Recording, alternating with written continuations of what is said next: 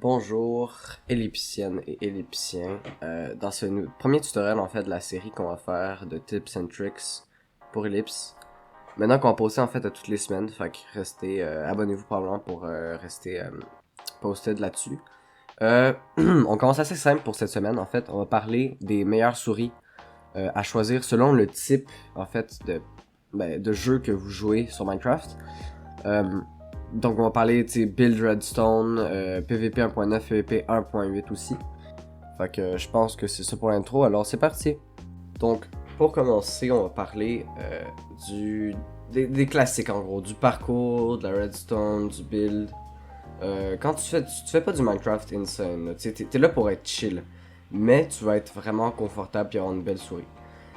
Donc, la souris qui va être parfaite pour toi dans ce cas-là, ça va bien sûr être la Razer Death Adder en fait. Moi, c'est la souris que j'utilise en ce moment. Ça peut être une souris qui peut aussi être utilisée dans en fait tous les domaines. C'est vraiment la souris la plus universelle que je dirais. Principalement parce qu'elle est vraiment confortable. Puis en général, c'est une très belle souris, très confortable. Elle a selon la version que vous choisissez, elle a un très bon poids. C'est une souris assez universelle, comme je disais, c'est très... Ok, je me suis perdu dans mes mots, nice. Donc en résumé, la Death Adder V2, je vais vous donner les pros de cette souris-là. Donc, en top 1, ça va être son ergonomie, donc sa confortabilité. Après ça, on a son look, que perso, je trouve très beau. Ensuite, on a une texture grip qui va faire que vous n'allez pas lâcher. La souris va pas vous glisser des mains en plein jeu, c'est sûr.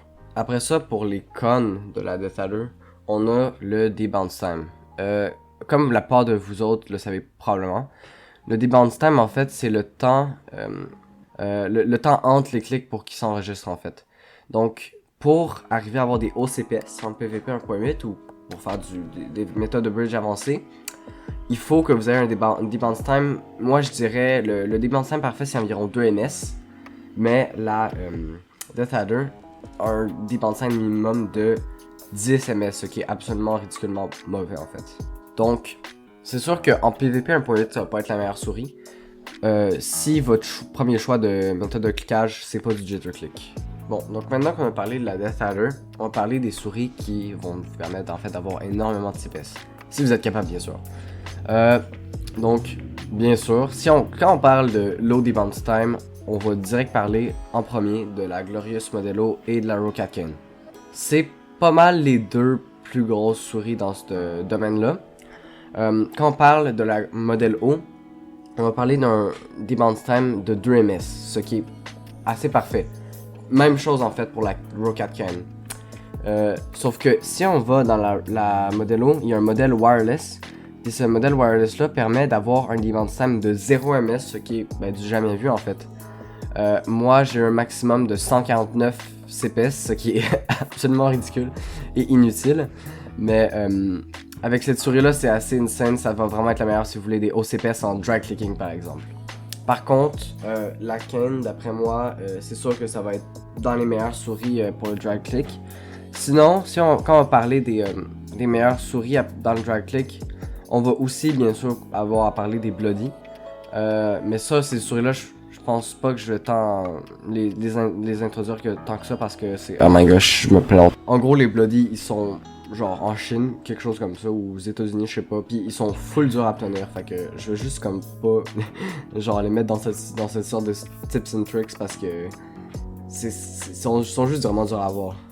Donc, qu'est-ce que je disais? Ah oui, c'est vrai. Fait que dans les meilleures souris pour avoir un low debounce time, moi, mes premiers choix, ça va être bien sûr la Glorious Modelo qui, en plus de son debounce time vraiment bas, tout le monde sait que c'est la souris comme la plus légère qui existe. Donc, il doit en avoir d'autres, mais moi je trouve que c'est la souris la plus légère fiable qui existe.